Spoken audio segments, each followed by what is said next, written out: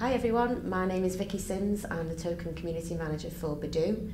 I'm here with Abdul Alim, who's the co-founder and CEO of Bidooh.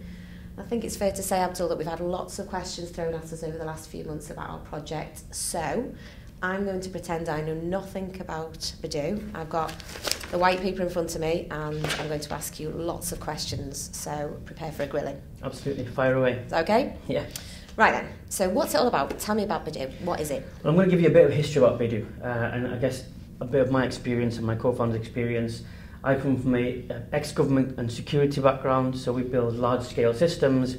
Shaz comes from a contractor background, so he's worked with the NHS, with JD Williams, and various other large tech companies.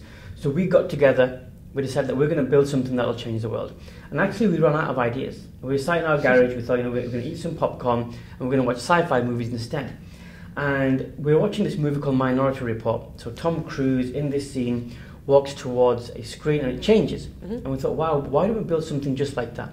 Why don't we look at what the future could be like and build a screen that knows who's walking towards it and is able to change as this person is approaching. And we thought that would be a really interesting use of tech, but also it'll be able to give people and serve people exactly what they want when they want it.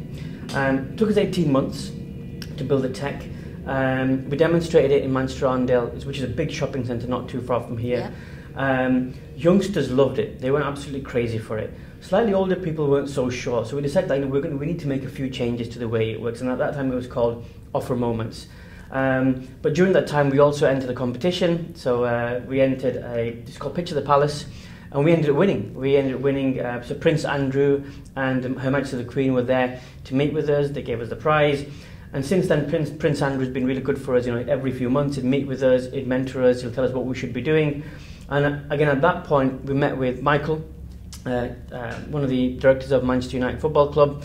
He saw what we were doing and he thought, this is amazing, I want to be a part of this. So this is kind of the story of how we got to where we got to. Okay. In short, we renamed, we created a brand new brand called Bidooh, which it's about the industry, which is called digital out of home. So that's where the do comes from, right, in Bidooh. So bid, as in bid, and out of home. So the software itself in its incarnation right now is about automating and streamlining out of home advertising, which is billboard advertising.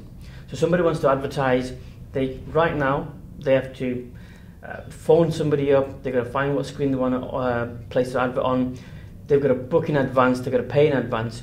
And what we're doing is really simplifying that process using facial recognition, so we can serve content based on who is near the screen, and total autonomy using our app and our website. Someone can just click, create an advert, choose a location, set their daily budget just like the way Google does, and then hit submit. But once they hit submit, it doesn't go live straight away. We then have a human checking the advert to make sure that it's relevant, and also there's nothing in there that isn't suitable for public viewing. And as soon as they hit approve, it goes live on the network.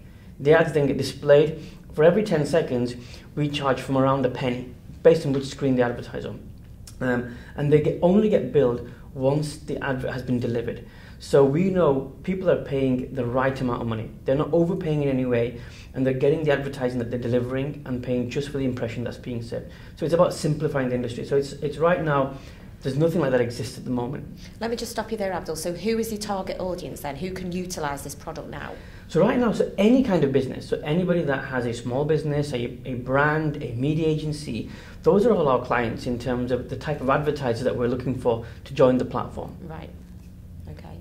And do you have this product live now?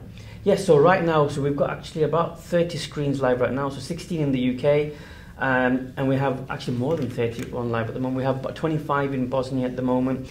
We have test screens in Czech Republic, in Korea, and some going into California right now. Wow. So the network is growing massively. But the product is working. You can actually go online on our website right now, so bidooh.com, and you can sign up right now, have a play, and send an advert. So it isn't just an idea. It's actually live, it's operational, it's revenue generating. So it's a real business, and I guess one of our key advantages is that really is we have a product, it's in operation, it's working right now, and right now it's about transitioning to the blockchain.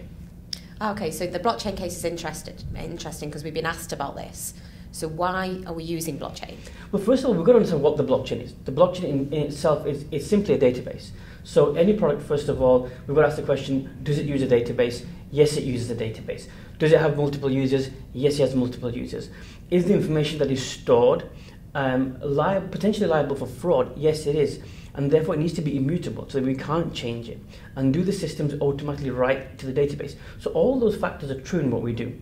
And it's about segmenting information and creating a hierarchy which allows advertisers and venue owners to understand that we're not defrauding them in any way, that whatever's being served on the screen, they will get paid for as the network owner, but also whatever's being served, the advertiser is paying for, but fairly. So nothing, we can't hide anything. Everything that we're writing to our database then gets sent to the blockchain so that we know that we can't change the accounting for those businesses and for their advertising. So that's a known problem today, that exists today, this kind of fraud aspect of it. I mean, I guess we've got to be careful of how we say fraud. I think a lot of mistakes happen in the industry where advertising is not being deployed. So for example, if you see in malls sometimes a screen would be dead, or it have the blue screen of death, or it have some malfunction on the screen. And the issue with is the industry sells on something called a share of voice. A share of voice is a percentage of a screen. Now, whether your advert was delivered or not, you've still taken that percentage of the screen, and therefore you're still paying the rate of the percentage of the screen. And what we've done is really looked at what does the internet do? How does Google work? How does Facebook work? And modeled our platform around those kind of systems so that the impressions, when served, are paid for. If the screen is down, if it's not operational, if it's crashed in any way, then those adverts are not being served and they're not being billed. So that means that it's a fairer way to serve advertising. And it also pushes the onus really on the screen owner, the network owner, and ourselves to ensure that our network is always operational. Because if we're not working, then we're not billing customers.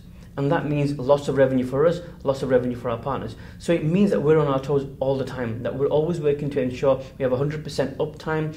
Our partners and our venue owners know that, hey, we need to ensure that these screens are positioned in a good place. Because I think one of the key interesting things about it is it's not just the delivery of advertising, but also, is it being seen? Because one of the key questions, and we went to see a company called Kinetic in the UK, they bill around 5 billion a year on advertising. And we asked them, what are the key pain points that your clients have? And they said one of our biggest clients really is our SME market, the SMB market. And the question they ask is, hey, is my advert live? And those media agencies are unable to tell their customers exactly when their ad has gone live. But also they're equally unable to tell them, is my ad being displayed in terms of how many impressions has it served and how much budget do I have left? And we think that that's a little bit unfair as an advertiser, not knowing that information. So we give that information back to both the agencies and the advertiser in real time, so they know that their ad is not just being served, but it's being seen, and by what audience it's being seen. And this is where our demographics and our facial recognition kicks in, that allows us to understand the output of our system. So is it male, is it female, what age group are they in? So how does that bit work? How does that actually work, the demographic side? So the box itself, I mean, it plugs in via a HDMI port. So it's very simple to understand. Everyone has a TV. Yep. It plugs in via the HDMI. That box then serves the advertising on that screen. Then each screen also has a camera at the top of them. And what that camera does is it records the type of demographic. So it does facial analysis in real time. So it's calculating the distance between their eyes, their nose, their mouth, and understanding the features of this person, whether they're wearing glasses or sunglasses, have a beard or not, other aspects. So it's not calculating just who they are, but also what they're wearing. So we have various algorithms that allow us to understand what they're wearing, what their hair colour is, and we can then deliver advertising based on some of those attributes, but also that we track those attributes so we know exactly what's being delivered. So this technology is called computer vision. And again, the technology behind it isn't brand new, and I think everyone knows computer vision exists, but how do we apply and how do we make it stronger in this use case, and how do we be able to calculate the value of the advertising being delivered? Okay. And how does that, so some of that aspect might sound a little bit creepy actually. Have you ever had that feedback before?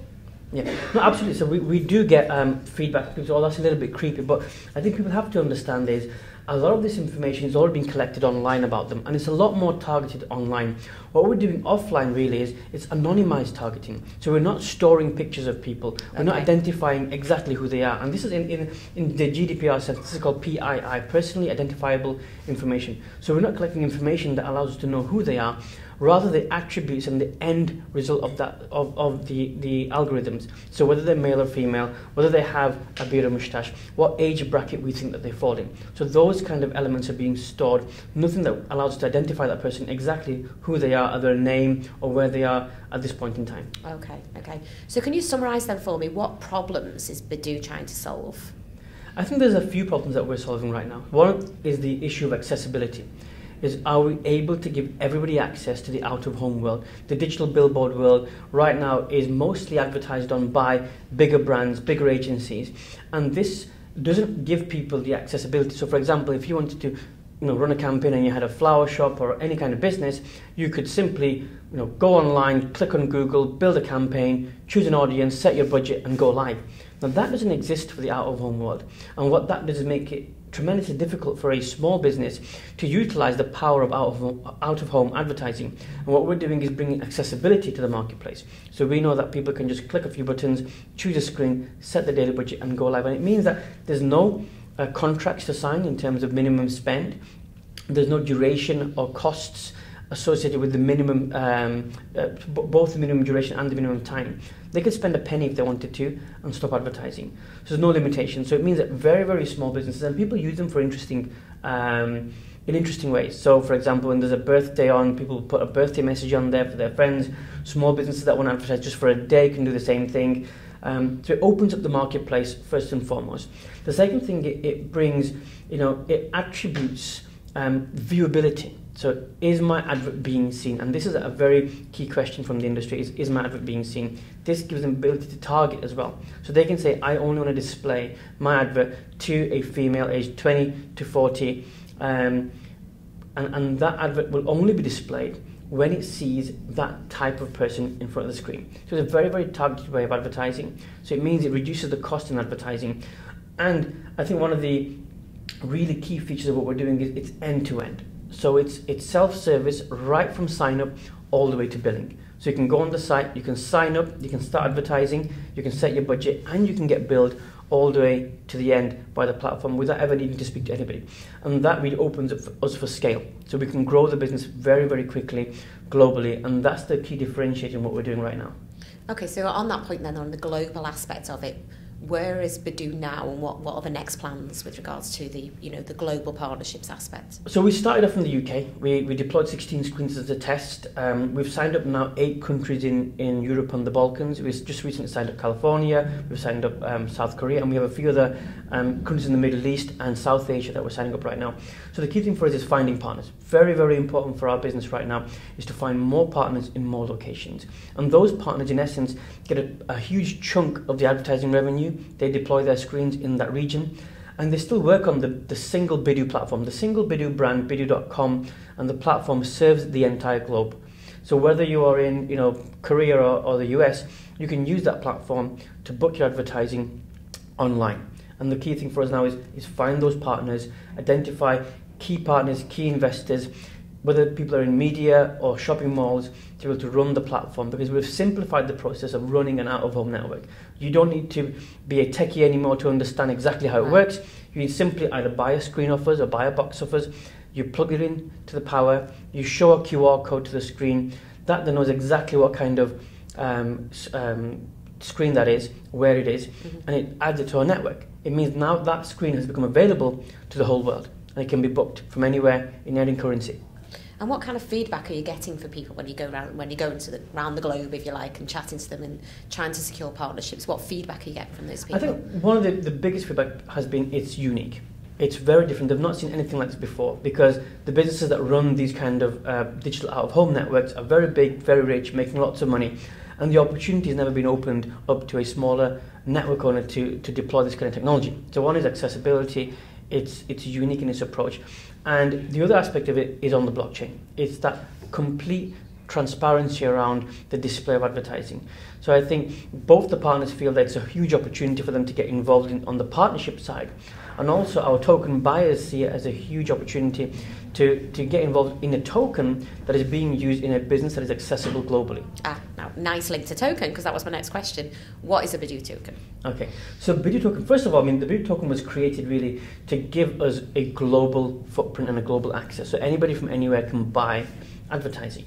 And the way we've modeled it, because I think it's very, very important that you get your token economics right. We've seen from Deloitte, 92% of businesses that have launched a token have disappeared. So it was, I think, one of the most pressing questions for us is do we need a token, first and foremost? Why can we not use Bitcoin and Ethereum as payments? Why can we not just use fiat as payments? And really it came down to, okay, if we're going to add value to our platform, first of all, we need to make it accessible. We need to tie in a token with add space rather than the value as first and foremost, to give token buyers a massive uplift on the token. So for example, a token buys 10 seconds of space. Right. So even though our token is priced right now at the ICO, it's a 20th of a cent. And the cheapest screen really is 1.4 cents. Now if you look at a token, it's 28 times cheaper to buy a token and to use it on the platform when it becomes available to use on the platform. Okay. So there's a potential huge uplift there. But remember, as with any token, it can go up and down. But what we've done is designed it in a way where the value of the token is so much more efficient to use rather than paying in fiat. And mind you, what we've done is allocated a percentage of the screen to be used for tokens. So right now the percentage is 20% of a screen can get used by tokens. This is because we've still got to make sure that we're liquid and our partners are liquid and still accepting fiat, because they've still got to pay wages and all those things and run their businesses. So we've modeled it as a hybrid with the use of tokens and the use of fiat. And the idea is that tokens should evolve. So the first thing is you use it as space on advertising. The second thing is, if we can get that price to increase, and hopefully it should because of the value of the price of advertising, we then offer a discount for the use of the token. So for example, if someone was to get a bill when they're paying for a tokenized space on the platform, we'd give them a 50% discount for using the token. So if the bill was $100, they'd pay $50 worth of tokens to pay their $100 bill. Now, the reason why we've done this is because, and again, this is not new, we've gone back and looked at, the token economy, all the coins, all the tokens, what is going up in the bear market, and we're facing really right now a tough bear market, and figuring out what is right now happening in the market, what is holding its value. And we found that Binance's token holds its value really, really well. And we've tried to figure out why does that do it and how did that do it. So I went back and read the Binance white paper, and we figured out actually they're offering a discount on the fees from Binance. Right. And no matter what, whether you're in a bull market or a bear market, everybody wants a discount, because you're going to have to pay those fees anyway. So that keeps pushing the price of the Binance token higher and higher and higher. And just recently, I've just seen an ad today, somebody's accepting Binance tokens over other tokens to actually buy houses. And so we realized the value of the way Binance has modeled its token. So we went back and thought, actually, we need to model our token in the exact same way. So first and foremost, try and see if we can offer advertising for really cheap. Once it hits a certain threshold where it becomes inefficient to buy a single ad space for tokens, then we offer a discount for the use of the token. And that hopefully should maintain a value for the token that continues to increase, because the value of the fiat is based on the token itself. So again, we'll only find out whether that increases or not when we hit the exchanges. So we've got to be really careful of what we say and what we pitch to token buyers. But it's understanding how we model it, and how we model it is really around the use of it for advertising and buying advertising space, and the discount that we're going to be offering. But then there's loads of other uses. So the idea isn't actually we've got one use, but how do we create an ecosystem out of that token? Yes. So token holders are buying the token. Somebody's got to want that token, because there's no use people buying the token and holding it if there's no value in the demand. So the idea was actually, hey, if advertisers need this token, then this is where the demand comes from. So let the media agency, the advertisers, the brands, the agencies buy that token from our token buyers. So and again, a lot of those aren't crypto savvy people that are going to exchange to buy. So what we're doing is connecting our platform via an API to an exchange, so they can go and buy the token directly from an exchange through our API. Right. And that should increase the demand of the token. So we have from the token buyers to the media agencies, and then they've got to then spend those tokens onto the platform itself. So the actual the partners and ourselves then receive those tokens for that space that they purchase.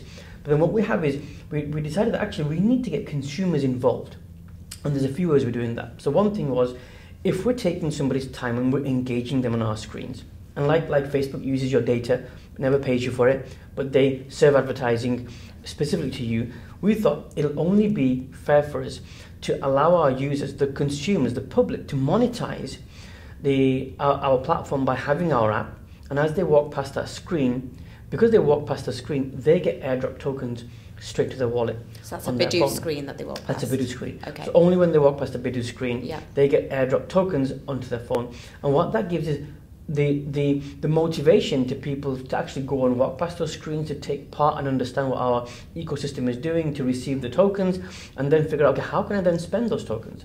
And the idea is to have those tokens to be spendable either via a card or in retailers that we partner with, or push them back into the ecosystem again, back onto the exchange again. So it creates a full supply and demand ecosystem around the exchanges. So that's one kind of ecosystem use. And the second thing for the consumers is how do we get our community involved? Because they've purchased tokens, they want to find ways to earning more tokens.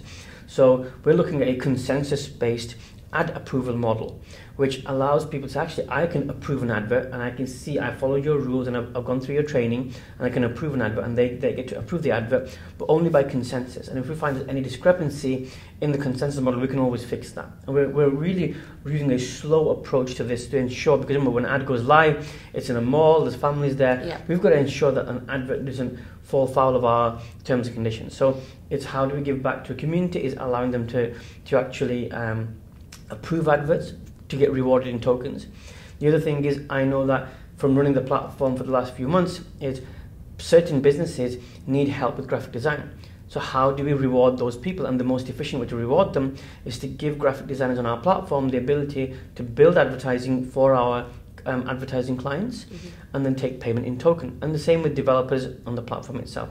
So we're building ways to earn tokens, to redeem tokens, and for that token circulation to take place and move around, because that's what holds value. The demand and the supply of those tokens holds huge value for us, and that's the reason why we built a token for ourselves. But also it alleviates some of the legalities behind giving somebody money on an app. So you can't really give money, you can't publish an app in the App Store that offers people rewards in fiat.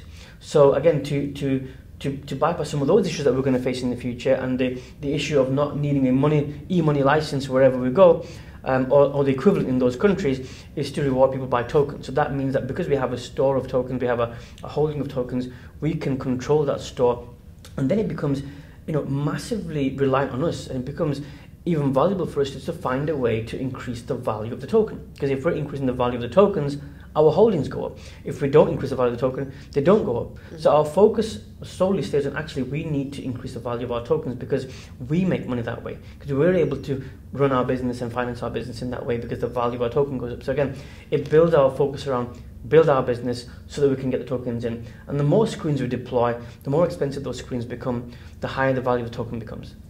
So yeah, I'm buying this. I understand the strategy, and it's clear. The strategy is clear about keeping the value there.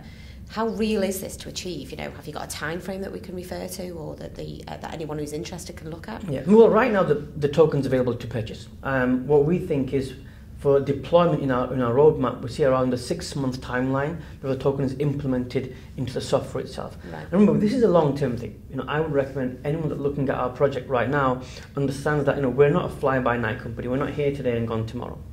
We're proposing to run this in a way which we're doing right now, to expand using partners, to implement the token usage, because we have a real-world use case here of why it's being used, how it's being used, and the value in which it's being used. So I think there's a tremendous value in holding tokens right now, and I don't want to make it false. I am the CEO, I am one of the founders, so absolutely I'd say that. But I think people should really analyze it. Don't buy tokens blindly.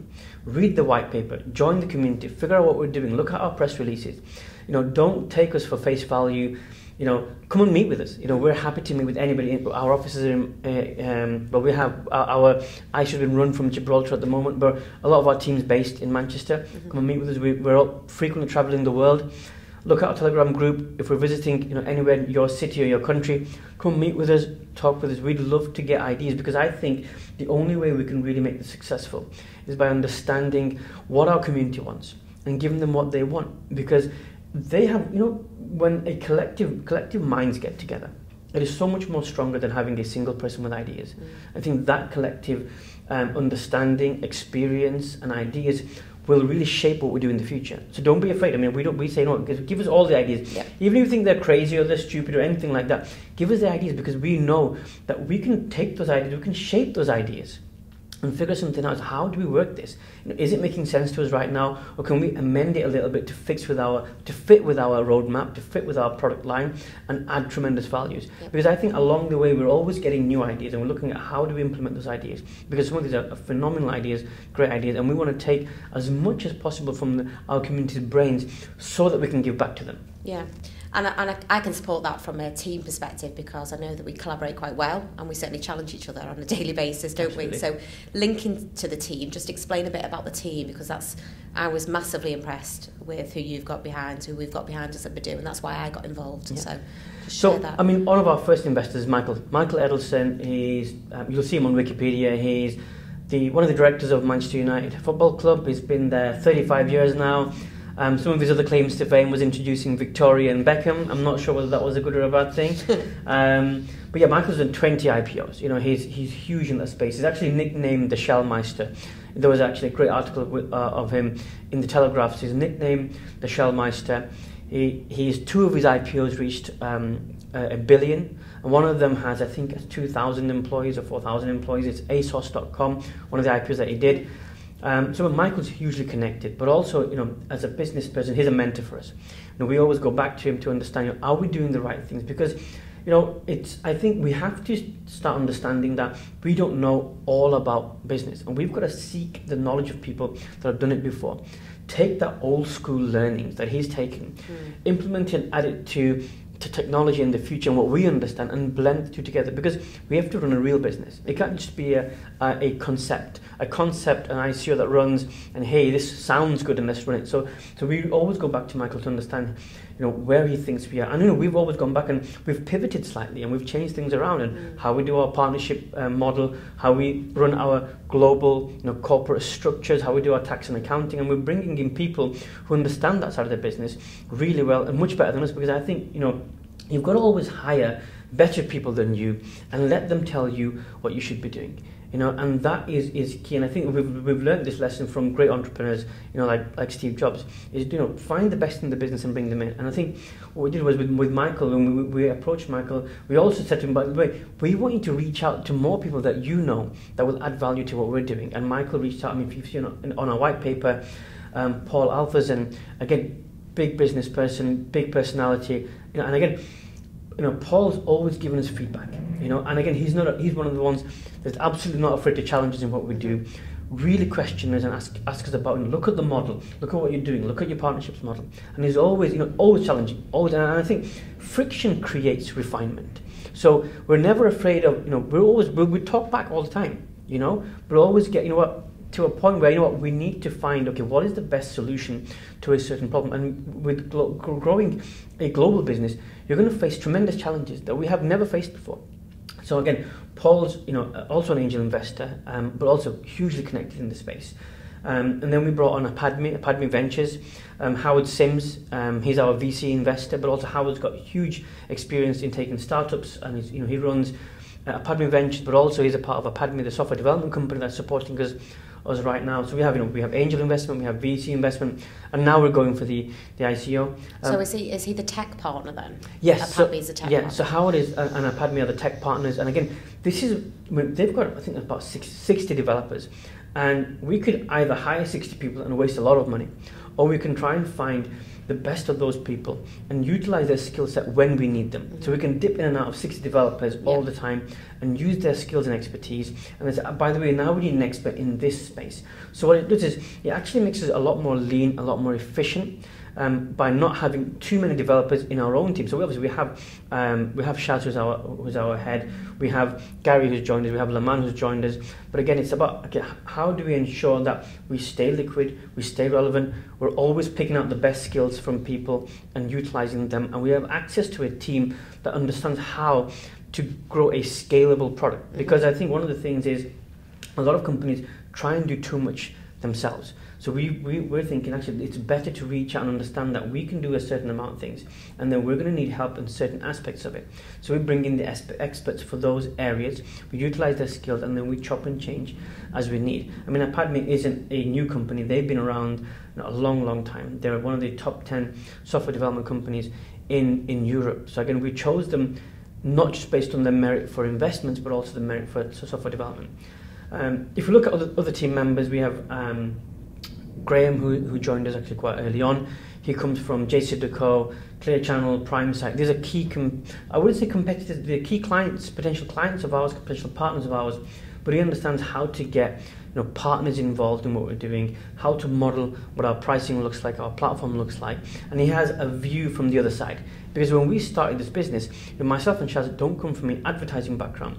We come from a pure tech background. Right. So we understand how the technology should work, but then it was about getting people who understand how the business side of it should work. And Graham is a great addition to our business, and he helps with that. But then we've got people like Hannah, who understand global accounting practices and how we should stay safe and how we ensure that all the things that we're doing, we stay above, and beyond squeaky clean in our corporate structures.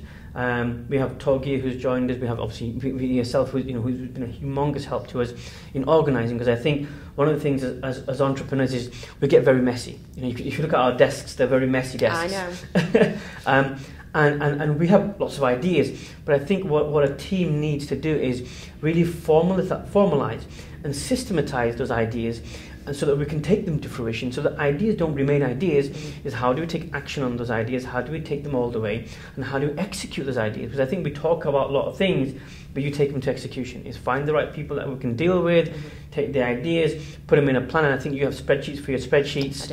I do. And that enables us to execute, and I think execution is tremendously important. And our entrepreneurs, I think, sometimes fail to execute, and I think having the right team around them to nurture and guide the ideas and put them through to execution is tremendously important. And we have Adam in our sales team, we have Brendan graphic design, we have Janet managing our office, we have Leslie. We've got a whole team of people that come from a background of managing processes and making it efficient. I think we have around 19 people ish, excluding the iPadme team. So the team is growing fast, but I think we need to grow fast because we need to scale and we need to move quickly. And I think that's very, very key in what we're doing, because we have a unique business. Because nobody's tried this on the blockchain before. Either they think we're completely crazy on what we're doing, but I think there's an element of fear from our competitors, because they're seeing things that they've never seen before. So on this blockchain bit, so what's Bidooh's intention then? So are the competitors out there or not? At the moment, nobody's doing it on the blockchain. People are attempting to do what we do in a very, very small way. So you can actually book space. If you're an agency, you can send to a specialist and they'll book the space for you. No one really does an end-to-end, right? From adding, as a network owner, adding my screens to a network autonomously, as a advertiser to be able to do completely self-service from end-to-end and have that on the blockchain. That doesn't exist at the moment. So we're very unique in our approach. What we've got to do is we've got to stay relevant. And we've got to keep on advancing, we've got to keep on adding more ideas, and we've got to execute on those ideas. Yeah. So I think we're very lucky in this space that we have the right support, we have the right product, and we're in the right marketplace for disruption. And I think this market is ripe for disruption.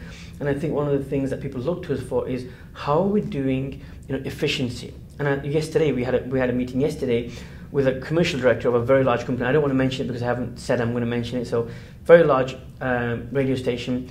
And he said if we were to implement something like this in an out-of-home environment, we're looking at about a 70% efficiency increase. So we could cut our costs. We can cut our costs by 70%. We can. So they could. So as an out-of-home company, in the same space, selling advertising space, right, they could increase their efficiency by 7%, so reduce their costs by 70%, because it means all the salespeople selling and all the time it takes to tinker with advertising and deploy them, it's all cut out with the platform. I see. So it's making their process massively more efficient. So obviously we're getting an introduction to more of the directors so we can present to them. But again, I think the industry is seeing what we're doing, so we've got to stay relevant, we've got to keep moving fast, and we've got to keep those ideas coming in. We've got to have the community support, and we've got to build an ecosystem that is far beyond what people are thinking about. Because I think everyone thinks we're a business that does just advertising. I think we're a lot more than that. We're a data company, really. We're collecting data. We're allowing shopping mall owners to understand their footfall inside their business right now. Governments to understand the footfall in their cities.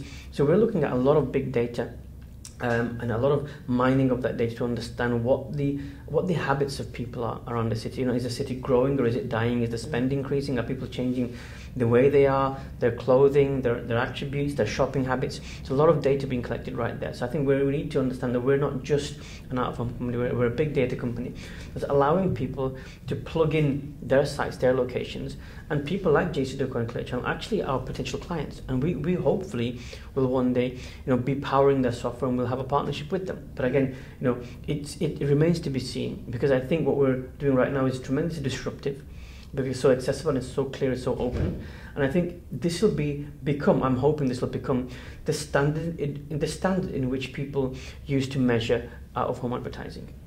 Okay, and you mentioned speed there, I guess. So the speed is of an essence in terms of being first to market and so on, which I think links to an ICO. So why is Bidooh doing an ICO? Well, essentially, it's first thing is the raising. When you're raising capital, it's always difficult to raise a lot of VC money until you're capital generating. Now, our business has a lot of costs around hardware. When we deploy hardware, we make money. So the most efficient way, because we did the angel investment, we did the VC investment, and our natural progression when we're going onto the blockchain was to raise ICO investment. And we're going to be raising more after this in different modes. But the natural progression for us was to run an ICO investment. But what doing an ICO gave us access to is a tremendous amount more partners. Because as we were visiting those cities, we gained lots of partners in those cities.